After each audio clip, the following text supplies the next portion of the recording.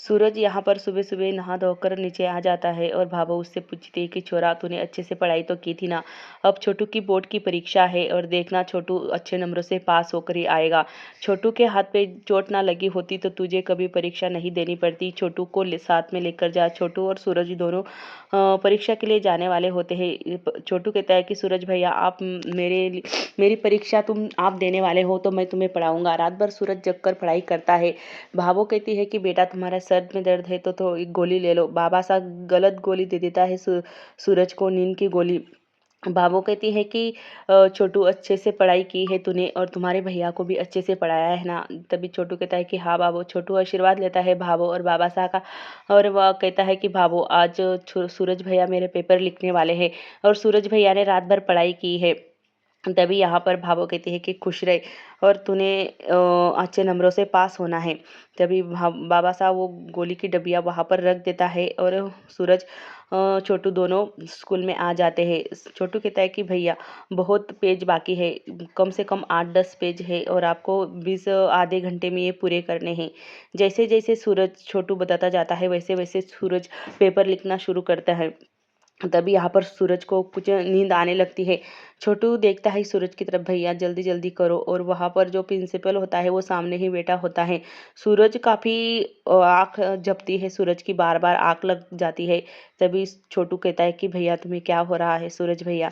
सूरज कहता है कि कुछ नहीं छोटू, थोड़ी सी सर दर्द हो रहा है इसी वजह से। छोटू रुमाल निकालता है और सूरज कहता है कि लाओ पानी की बोतल दो मेरे पास। यहाँ पर सूरज अपने रुमाल पर पानी डालता है और आंखों पे लगाता है क्योंकि उसे नींद ना आ पाए। तभी छोटू देखता है सूरज काफ़ी थका थका सा लग रहा है। तभी भाभो कहती है कि मेरा छोरा जल्दी से परीक्षा दे के आए और छोटू अच्छे नंबरों से पास हो जाए। तभी बाबा सा कहता है कि हाँ हाँ अच्छे से परीक्षा, मतलब पढ़ाई तो रात भर की थी सूरज ने और छोटू ने भी उसे पढ़ाया था। तभी यहाँ पर भाभो पूछती कि तुमने कौन सी गोली दी थी छोटू, मतलब बाबा सा कहता है कि तुमने तो कहा था कि पीली वाली डब्बी में दवाई है वही देना। तभी भाभो देखती है कि भाभो की वो नींद की गोली थी। भाभो कहती है कि हाय राम, ये क्या कर दिया आपने। तभी बाबा सा कहता है कि क्या हुआ संतोष, तुम इतनी टेंशन क्यों ले रही हो। तभी भाभो कहती है कि तुमने तो सूरज को ये मेरी वाली नींद की दवाई दे दी, तुम्हें पागल हो क्या तुम थोड़े से। यहाँ पर बाबा साहब कहते हैं कि हाँ मुझसे गलती हो गई पर क्या करूँ, तुमने ही तो कहा था कि पीली वाली डब्बी में से गोली निकाल कर दो। तभी यहाँ पर भाभो काफ़ी उदास हो जाती है और कहती है कि ये मारे ठाकुर जी, हमारे बेटे को शक्ति देना ताकि वो अच्छे से पेपर लिख सके। तभी बाबा साहब कहते हैं कि क्या बात है संतोष, इस साल नहीं तो अगले साल दे देगा परीक्षा। तभी भाभो कहती है कि तुम ना समझ पाओगे, ये सपना था। संध्या भिंड ने कहा कि छोटू अच्छे नंबरों से पास होए और उसी सपने को पूरा करने के लिए आज मेरा सूरज गया है। कभी वो ऐसी नौबत ना आए कि सूरज पे कि उसे नींद आ जाए पर अच्छे से वो पेपर लिख पाए। यहाँ पर सूरज जैसे जैसे टाइम निकलता जाता है सूरज उसकी आंखें झपक झपक बार बार लगनी शुरू हो जाती है। पर आखिरी वक्त तक सूरज अपनी लड़ाई लड़ता है और आखिरी वक्त तक पेपर पूरा कर देता है। छोटू कहता है कि भैया आपने पेपर पूरे नंबरों से लिख दिया है। तभी यहाँ पर दूसरी तरफ अब संध्या को अवार्ड मिलने वाला होता है बहादुर पुलिस का, पर संध्या यहाँ पर नहीं होती। जाकिर और संध्या का भाई दोनों आए होते हैं अवार्ड लेने के लिए और दोनों बेटे होते हैं। कहते हैं कि संध्या किस कारण से यहाँ पर ना आ पाई, हमें ही पता है इस रीज़न के बारे में। तभी यहाँ पर अंकुर कहता है कि हाँ संध्या यहाँ पर होती तब उसे बहुत खुशी होती और वो हमेशा ही चाहती थी कि उसे भी ऐसे ही अवार्ड मिले। बचपन में जब हमारे पापा हमें लेकर जाया करते थे तो वो बड़ी खुश होती थी। तभी यहाँ पर गली की एक लुगाई आती है और कहती है कि संतोष तुझे पता भी है टीवी में आया है कि आज तुम्हारी बहू को अवार्ड मिलने वाला है, वो भी पुरस्कार मिलने वाला है, वो भी बहादुर पुलिस के लिए। जल्दी से अपनी टीवी ऑन करो और देखो।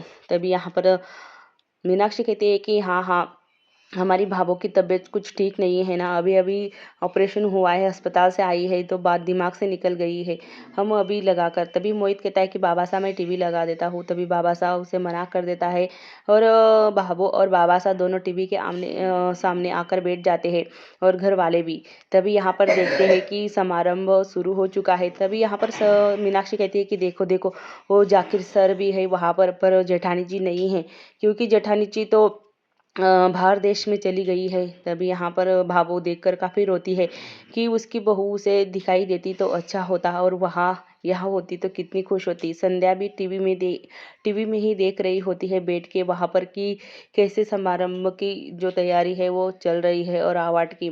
तभी यहाँ पर संध्या को सूरज की आवाज़ आती है वहाँ पर। नहीं मतलब यहाँ पर सूरज घर पर नहीं होता है। यहाँ पर विक्रम कहता है कि बाबा सा सूरज भैया यहाँ पर होते तो वो भी देखते कितने खुश होते। तभी बाबा साहब उठकर जाते हैं संध्या के मतलब सूरज की दुकान पे, देखते हैं कि सूरज वहाँ पर नहीं है। वो पूछता है कि सूरज कहाँ पर गया है।